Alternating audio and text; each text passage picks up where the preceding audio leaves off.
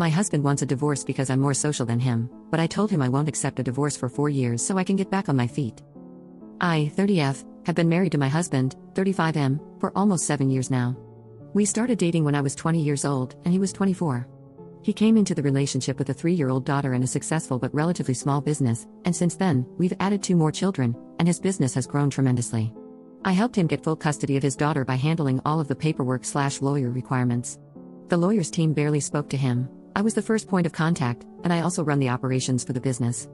Don't get me wrong, he is a tremendously hard worker and a wonderful dad to our kids. He will always provide for them, no doubt, and be there for them. I'm just saying that I have done my fair share of work in this relationship throughout the years. Our oldest is 13, and I am her mom. She barely has a relationship with her biological mother, and my kids are with me all day long, with our eldest being homeschooled. We recently went on a vacation with another family, and the trip quickly turned sour when I told my husband that the other couple said they wanted to do something different than what he had planned at the last minute for both parties. When we returned to our room, he called me a weirdo for ambushing his plans. When I told him, I just think they didn't want to burst your bubble, or something like that, he quickly became angry and said I was trying to control the trip. The couple said to me that they hadn't planned on leaving the resort and were glad I didn't want to go either. When we returned home, my husband said he wanted a divorce. I cried about it a lot, but all in all, I was understanding. He pointed out a lot of things, like my desire to be around people and his desire to be alone, as one of the many reasons for the divorce. I have not technically worked in many years and have been the primary caregiver for all of our children in the meantime. I've told him I don't want a divorce for the next 4 years until our baby is in kindergarten so I can support myself and my kids on my own. I agreed I would do 50-50 custody per his request so he doesn't feel like I have the upper hand with our kids, but we both know an 80-20 custody arrangement is what we're going to be doing because of the nature of his work. I don't want alimony or child support. If he wins, my kids win, and we have to know each other for the rest of our lives. I'd rather leave amicably and let our kids have both parents at their birthday parties without tension. The houses we own are in my name, same as his.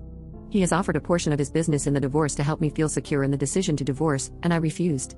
He asked if I could continue to help with the business until he gets the hang of things. I told him, of course, but I've told him I don't want to divorce or be legally separated until I can be on my feet on my own. Since then, he seems more miserable than before. I respect and love him deeply, and I've told him to go find himself and stay out if he wants to. During that time, we'll be living as roommates and co-parents, but I don't want to lose my health insurance and have to worry about working while returning to school. He's agreed to what I've suggested, but I can't help but feel like he's become more resentful and snippy. Since then, he's spent less time with me and the kids and hasn't been up for family activities. I don't know if I'm the jerk for trying to put my needs first. Update 1. So, I came on here a while back to seek advice, and the consensus was that I was the jerk. Since then, I have worked on myself and decided to ask for the alimony/child support I deserve. I've been a stay-at-home mom for 10 years and helped build his small business along the way. Originally, my husband was miserable to be around and wasn't himself when I told him I needed some time before the divorce to be on my feet. I came on here, and everyone told me the poor guy felt trapped because of my request, so I let that go and said we'll get the full divorce, a 4-month process in our state, and move on with our lives. I have the paperwork ready, and I told him to find a lawyer, and he found one that wasn't licensed. Through simple channels, I was able to find out that the person claiming to be a lawyer online was not licensed by the state. I run the operations for his small business, so I'm savvy in these things. My husband is incredible in his field, not exaggerating, he's one of the best, if not the best, in his profession where we live, but the business side of things has been all me since we met. Since I helped him dodge that fraud, he hasn't put much effort into the divorce process. Here's the kicker, I agreed to pretty much everything he recommended we do. Stay living together as long as possible. He takes the guest room while I stay in the primary bedroom. When he decides to start dating, he moves out, and we try our hand at bird nesting with the kids. Continue to help operate the business without being put on payroll. I was never on payroll to save on taxes. If things get contentious, which I doubt they will on my end, then I will find a manager for the business to fill my position.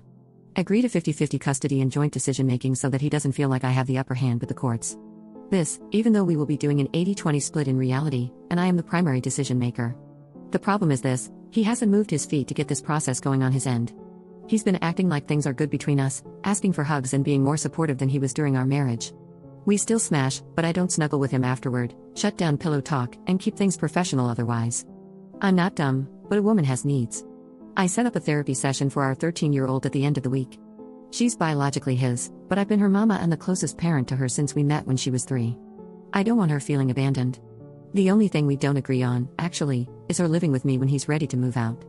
I know she would want to. He knows the same but hates the idea of her not going to his apartment with him. For the therapist's recommendation, I told him we needed to schedule a sit-down to talk with our daughter about the divorce before our therapy session. He was quiet and said, "I'll see," and left it at that. I asked again last night while our teen was at soccer practice, and the two little ones were asleep in the car after a family day out. A perfect time to talk, right? Apparently, I was wrong, and he said he decided that we're going to hold off on talking to her about it.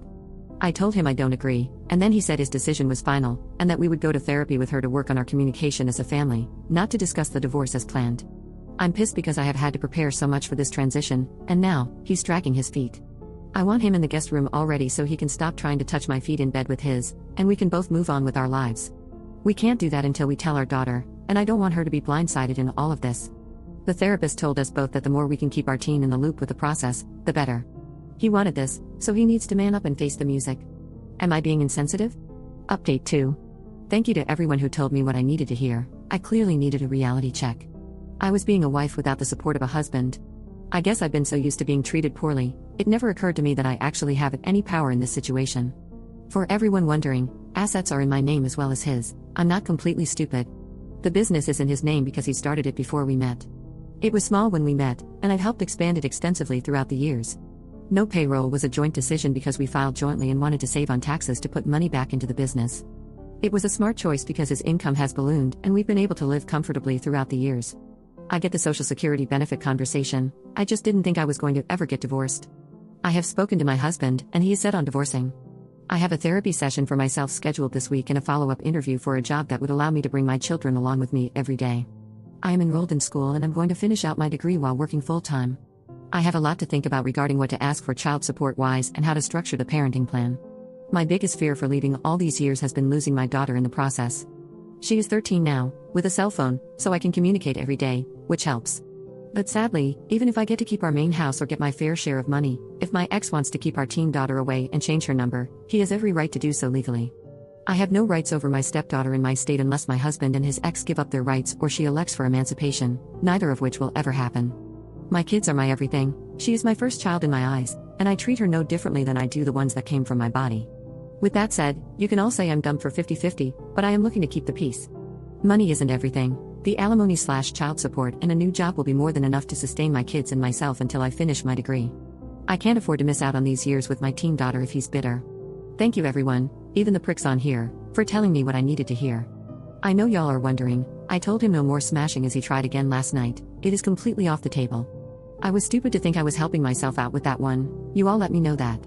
I set a date for our daughter to be told before our family therapy session. If not, I will talk to her without him. I'll update when life gets better, as I'm sure it will.